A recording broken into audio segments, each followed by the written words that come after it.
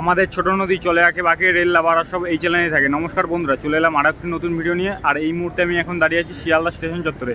আর আজকে আমি জার্নি করবো শিয়ালদা হাসনাবাদ লোকালের, যেটা শিয়ালদা থেকে ছাড়বে সকাল 11টা 8 মিনিটে এবং আমাদের হাসনাবাদ পৌঁছে যাবে দুপুর 1টা 10 মিনিটে। তো চলুন টিকিট কেটে আপনাদের সঙ্গে ভিতরে কথা হচ্ছে। তো বন্ধুরা, আজকে আমাদের ট্রেন শিয়ালদা হাসনাবাদ লোকাল 4 নম্বর প্ল্যাটফর্মে দিয়েছে। তো চলুন 4 নম্বর প্ল্যাটফর্মের দিকে যাওয়া যাক। তো বন্ধুরা, 4 নম্বর প্ল্যাটফর্মে কিন্তু আপনারা দেখতে পাচ্ছেন যে কাজ চলছে, ঠিক আছে। শিয়ালদা ডিভিশনে কিন্তু একমাত্র ডিভিশন যেখানে কিন্তু 9 বগির ট্রেন চলে। হাওড়া ডিভিশনে দেখবেন আপনারা সব 12 বগির, কিন্তু শিয়ালদা ডিভিশনের যে উত্তরে এই শাখাটায় কিন্তু 9 বগির ট্রেন চলে। আর এই 1 থেকে 4 নম্বর প্ল্যাটফর্মগুলো কিন্তু 9 বগি ছাড়া 12 বগির ট্রেন দাঁড় করানো যায় না, তাই স্টেশনগুলো বড় করানোর জন্য এখানে কাজ চলছে। তো বন্ধুরা চলুন, ট্রেন ছাড়ার পরে আমি আপনাদের সঙ্গে কথা বলছি। তো বন্ধুরা, আজকে আমাদের ট্রেন শিয়ালদা থেকে 11টা 13 মিনিটে ছাড়লো, ঠিক আছে, মানে 6 মিনিট লেটে ছাড়লো। ঠিক আছে, কোনো ব্যাপার না, 6 মিনিট লেটে ছাড়লো, এবার সময়ে পৌঁছালেই হবে। তো শিয়ালদা ছাড়ার পরে আমাদের ট্রেনের পরবর্তী হল্ট হবে বিধাননগর। আর আমি আপনাদের সঙ্গে কথা বলবো বিধাননগর রোডে। তো শিয়ালদা ছাড়ার পর আমরা এসে পৌঁছলাম বিধাননগর। আর বিধাননগর সম্বন্ধে যদি বলি, বিধাননগরের স্টেশন কোড হলো BNXR এবং বিধাননগর প্রতিষ্ঠিত করে বাংলার প্রাক্তন মুখ্যমন্ত্রী বিধানচন্দ্র রায়। আর বিধাননগর স্টেশন সম্বন্ধে যদি বলি, বিধাননগর স্টেশন কিন্তু শিয়ালদার উত্তরের শাখার সব থেকে ব্যস্ততম স্টেশন, কারণ হাজার হাজার মানুষ কিন্তু অফিস টাইমে এই বিধাননগর স্টেশনকে ইউজ করে। আর সেই সময়কার ভিড় কিন্তু চোখে পড়ার মতো। তো বন্ধুরা, বিধাননগর ছাড়ার পর আমি আপনাদের সঙ্গে কথা বলবো বিধাননগরের পরের স্টেশন দমদমে। তো বন্ধুরা, বিধাননগর ছাড়ার পর আমাদের ট্রেন এখন ছেড়ে যাচ্ছে দমদম জংশন। আর দমদম জংশনের স্টেশন কোড হলো DDJ। আর দমদম হলো আমাদের যাত্রাপথের খুবই গুরুত্বপূর্ণ স্টেশন, কারণ এখান থেকে কিন্তু আমাদের লাইন আলাদা হবে। এছাড়াও আরো 2টি লাইন আলাদা হবে দমদম থেকে, ঠিক আছে। একটা লাইন আলাদা হয়ে সোজা চলে যাবে ব্যারাকপুরের দিকে, আর একটা লাইন আলাদা হয়ে চলে যাবে ডানকুনির দিকে, আর একটি লাইন আলাদা হয়ে চলে যাবে বারাসাতের দিকে। আর আজকে আমরা যাবো বারাসাতের দিকে। তো চলুন আপনাদের লাইন আলাদা হওয়াটা দেখাই।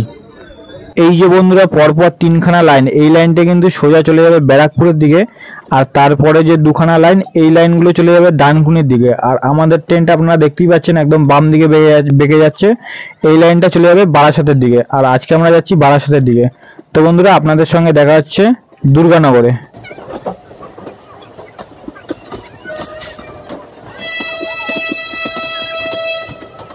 তো বন্ধুরা, দমদম জংশন ছাড়ার পর আমরা দমদম ক্যান্টনমেন্টকে স্কিপ করে এসে পৌঁছলাম দুর্গানগর। আর দুর্গানগরের স্টেশন কোড হলো DGNR। আর দুর্গানগর সম্বন্ধে যদি বলি, দুর্গানগরের একদম ঠিক পাশে অবস্থিত হচ্ছে কলকাতা বিমানবন্দর। এছাড়াও দুর্গানগর সম্বন্ধে যদি বলি, দুর্গানগরের পাশ থেকে বয়ে চলে গেছে কিন্তু দুর্গাপুর এক্সপ্রেসওয়ে, ঠিক আছে। আর যেটা করে কিন্তু আপনারা কিন্তু গোটা বাংলাতেই ছড়িয়ে যেতে পারবেন। তো বন্ধুরা, দুর্গানগরের পর আসবে বিরাটি, আর তারপরে আসবে বিশরপাড়া কোদালিয়া, আর তারপরে আসবে নিউ ব্যারাকপুর। আর আমি এই 3টে স্টেশনকে স্কিপ করে আমি আপনাদের সঙ্গে কথা বলবো মধ্যম গ্রামে।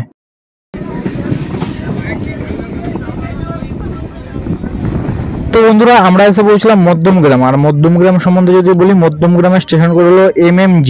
আর মধ্যম গ্রাম হলো উত্তর 24 পরগনা জেলার নিজেই একটি শহর এবং পৌরসভা। এবং মধ্যম গ্রাম থেকে আপনারা অটো ধরে চলে যেতে পারবেন শিয়ালদা ব্যারাকপুর লাইনের সোদপুরে। তো বন্ধুরা, এছাড়াও মধ্যম গ্রাম সম্বন্ধে যদি বলি, মধ্যম গ্রামের কালীবাড়ি কিন্তু অনেক বিখ্যাত একটি কালীবাড়ি মধ্যম গ্রামের মধ্যে, ঠিক আছে। এছাড়াও মধ্যম গ্রাম সম্বন্ধে যদি বলি, মধ্যম গ্রাম হলো উত্তর 24 পরগনা জেলার একটি জনবহুল এরিয়া। তো বন্ধুরা, মধ্যম গ্রামের পর আমি আপনাদের সঙ্গে কথা বলবো বারাসাত জংশনে। তো বন্ধুরা, মধ্যম গ্রাম ছাড়ার পরে আমরা হৃদয়পুরকে শিফট করে এসে পৌঁছলাম বারাসাত জংশনে। আর বারাসাত সম্বন্ধে যদি বলি, বারাসাতের স্টেশন কোড হলো BT। আর এই বারাসাত শহর সম্বন্ধে যদি বলি, বারাসাত শহর হলো উত্তর 24 পরগনা জেলার জেলা সদর এবং নিজেই একটি পৌরসভা এবং নিজেই একটি শহর, ঠিক আছে। এছাড়া বারাসাত হলো জংশন স্টেশন, তাই এখান থেকে কিন্তু লাইন আলাদা হবে। একটি লাইন আলাদা হয়ে চলে যাবে বনগাঁর দিকে, আর একটি লাইন আলাদা হয়ে চলে যাবে হাসনাবাদের দিকে। আর আজকে আমরা যাবো হাসনাবাদের দিকে। তো বন্ধুরা, বারাসাত ছাড়ার পর আমি আপনাদের সঙ্গে কথা বলবো বহিরা কালীবাড়িতে। তো বন্ধুরা, বারাসাত ছাড়ার পরে আমরা কাজীপাড়া এবং তারপরে কোরিয়া কদমগাজীকে স্কিপ করে এসে পৌঁছলাম বহিরা কালীবাড়িতে। এবং বহিরা কালীবাড়ি স্টেশন কোড হলো BHKA। আর এই বহিরা কালীবাড়ি স্টেশনের নামকরণ করা হয় বহিরা কালীবাড়ি মন্দিরের নাম অনুসারে, ঠিক আছে। তো বন্ধুরা, এই বহিরা কালীবাড়ি পরে আসবে সন্ডালিয়া, আর তারপরে আসবে হচ্ছে বেলিয়াঘাটা রোড। আর আমি এই দুটো স্টেশনকে স্কিপ করে আমি আপনাদের সঙ্গে কথা বলবো লেবুতলাতে।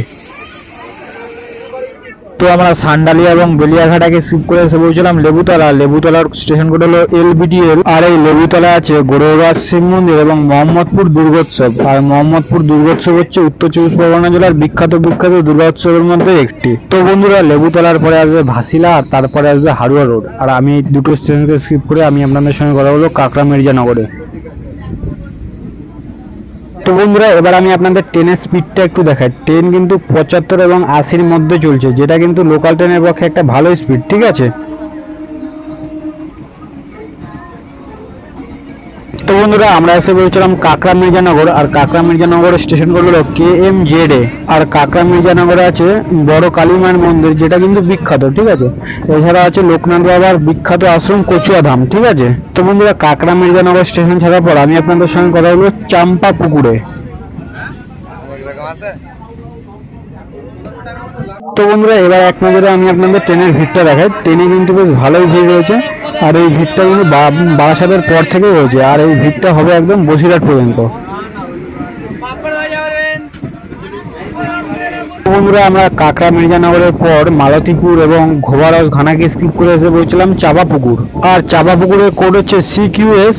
আর এই চাপা পুকুর সম্বন্ধে যদি বলি, চাপা পুকুর হলো বসিরহাট 2 নম্বর ব্লকের আন্ডারে পড়ে এবং নিজেই একটি গ্রাম পঞ্চায়েত এরিয়া। চাপা পুকুর সম্বন্ধে যদি বলি, চাপা পুকুরে কিন্তু চড়ক মেলা কিন্তু অনেক বিখ্যাত উত্তর চব্বিশ পরগনা জেলার মধ্যে, ঠিক আছে। তো বন্ধুরা, চম্পা পুকুরের পর আমি আপনাদের সঙ্গে কথা বলবো বসিরহাটে। লস্যি কত করে দাদা? 10 টাকা। এটা দাও তো, কেটে দেবো? হ্যাঁ দাও। বন্ধুরা, এই দাবা বিক্রি হচ্ছে 10 টাকায় লস্যি, ঠিক আছে, যেটি কিন্তু এই গরমের ভেতর খুব একটা ভালো একটা জিনিস এবং খুব কম দামে কিন্তু বিক্রি হচ্ছে, মাত্র 10 টাকায়। আর 10 টাকা হয় আমি একটা কিনে নিলাম লস্যি, যেটি কিন্তু এই ট্রেন জার্নির সঙ্গে গরমের ভিতর অনেক আরামদায়ক ছিল। আর বন্ধুরা, লস্যি খেতে খেতে কখন যে বসিরহাট স্টেশন ঢুকে গেছে খেয়ালই করলাম না, ঠিক আছে। এটাই হয় বন্ধুরা, শ্বাস ফেরানোর সময় পাই না, স্টেশন ঢুকে যায়, খাওয়া দাওয়া তো দূরের কথা। তো যাই হোক, বসিরহাট স্টেশন সম্বন্ধে যদি বলি, বসিরহাটের স্টেশন কোড হলো BHST।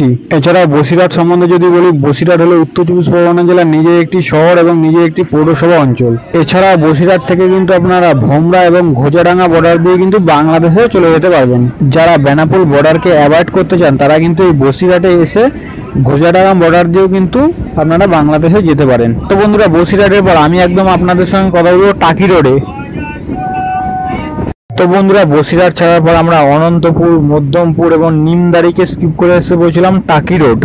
আর টাকি সম্বন্ধে যদি বলি, টাকি হলো পশ্চিমবঙ্গের একটি টুরিস্ট স্পট, ঠিক আছে। আর টাকি অবস্থিত ইছামতি নদীর তীরে, ঠিক আছে। আর ইছামতি নদীর ওপারেই হচ্ছে বাংলাদেশ, ঠিক আছে। আর আপনারা যদি দুর্গাপুজোর বিসর্জনের দিন আসেন, তাহলে কিন্তু আপনারা ভারত বাংলাদেশের দুই দেশেরই কিন্তু বিসর্জন আপনারা একই দিনে দেখতে পাবেন। তো বন্ধুরা, টাকি রোড ছাড়ার পর আমি আপনাদের সঙ্গে কথা বলবো আমাদের ডেস্টিনেশন হাসনাবাদে। তো বন্ধুরা, আমাদের ট্রেন হাসনাবাদ ঢুকছে আর আমি আপনাদের সঙ্গে ট্রেন থেকে নেমে তারপরে কথা বলছি।